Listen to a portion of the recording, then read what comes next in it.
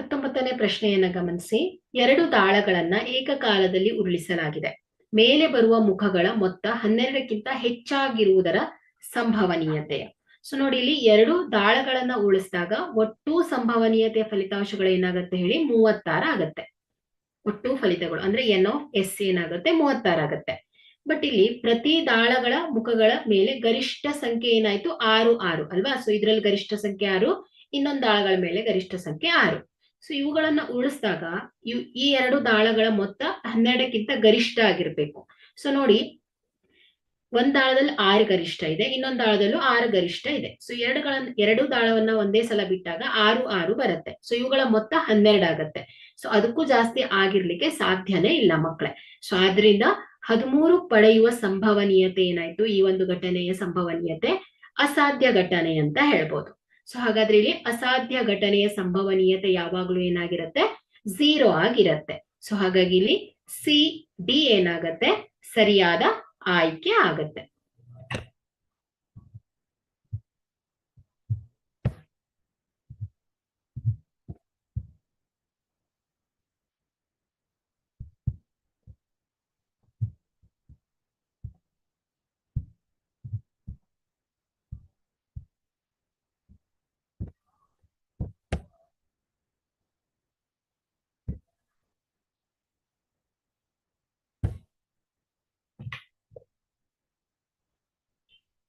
ಇಪ್ಪತ್ತನೆಯ ಪ್ರಶ್ನೆಯನ್ನ ಗಮನಿಸಿ. ಒಂದು ದಾಳವನ್ನ ಉರುಳಿಸಿದಾಗ ಸಮ ಸಂಖ್ಯೆಯ ಮೇಲೆ ಬರುವ ಸಂಭವನೀಯತೆ.